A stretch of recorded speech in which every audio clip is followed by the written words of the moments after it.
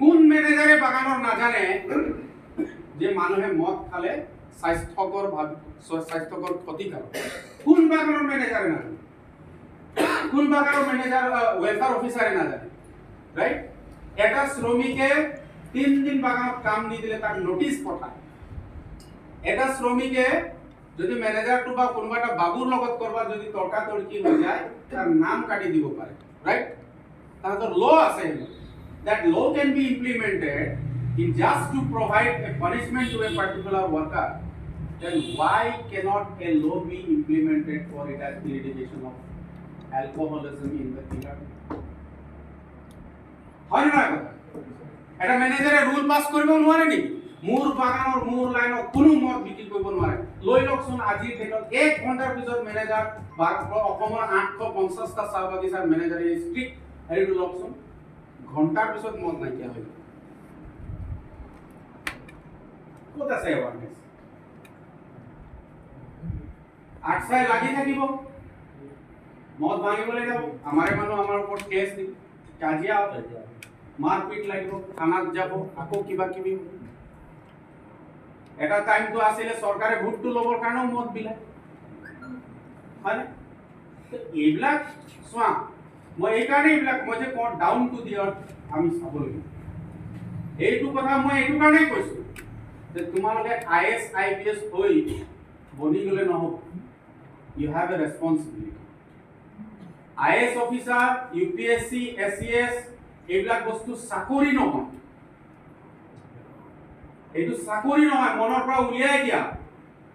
This is a career to serve the পিপল।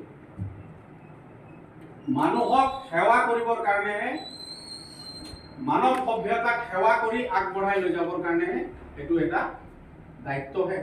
সেইকাৰণে কৈছে UPSC, Union Public Service Commission, তার job বুলিও লিখিলে নাই লিখাকে। It's not a job, it's not a way to earn money, to serve people, to serve the government. এই কথাটো ভাবি লোৱা। আৰু মই আজি কৈছো 25টা ক্যান্ডিডেট তোমালোক পাইছা, 25টা হওক, আমি বহুত সুখী হম, আমাৰ আশা আছে।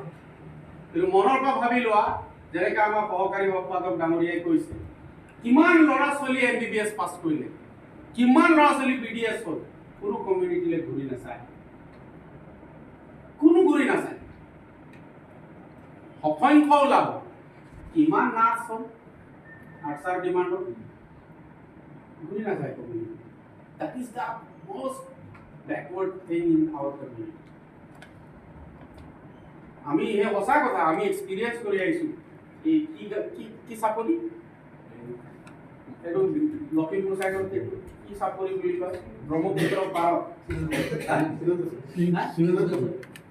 নহয় নেকি, কিবা চাপৰি এটা মিচিং ছাত্ৰ সন্থাই তাতে তেওঁলোকৰ কিবা হেৰি পাতিছিলে, চিলাপথাৰ।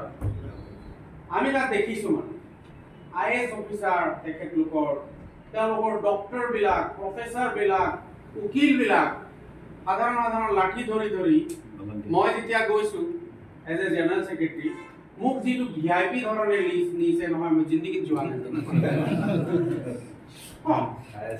মোৰ বেক চাইডত এস্কৰ্ট, আগফালে এস্কৰ্ট। মই সেইদিনাখন লাজাৰক কৈছোঁ, বনিয়ে গ'লো। মানে মই এইটো কোৱা নাই যে মানে মোক সেই কি ফিলিং, মোৰ এই ফিলিংছটো আহিলে যেতিয়া মানুহকেইটাৰ লগত মই চিনাকি হৈছোঁ। এটা ল'ৰা আহি পেলাই আমাক টেবুলত চাহ চাৰ্ভ কৰিছে, কফি, কি কয় গ্ৰীণ টি। তাক আমি সুধিলোঁ আপোনাৰ নাম কি কৰে, তেওঁ কৈছে মই এটা কলেজৰ লেকচাৰৰ হয়। বুজি পাইছে কথাটো? আৰু যিজনে আমাক এস্কৰ্ট কৰি লৈ গৈছিলে ই পাব্লিক প্ৰচিকিউটাৰ হয়, গুৱাহাটী হাই কোৰ্টৰ পাব্লিক প্ৰসিকিউটৰ হয়। আমাক এস্কৰ্ট কৰি লৈ আৰু আমাৰ গাড়ীতে বহি লৈছে।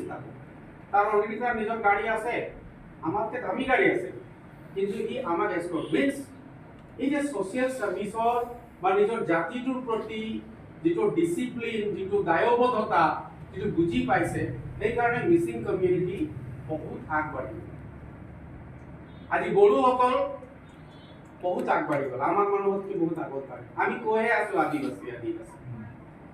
ঠিক है भाई, आदिवासी कौन नहीं है? মোৰতো তাতে প্ৰশ্নটো আছে, তোমালোকে এইবিলাক জনা উচিত যে আদিবাসী কোন নহয়। ভাৰতবৰ্ষততো ৫,০০০ বছৰৰ আগৰ ইতিহাসখন যদি চোৱা যায়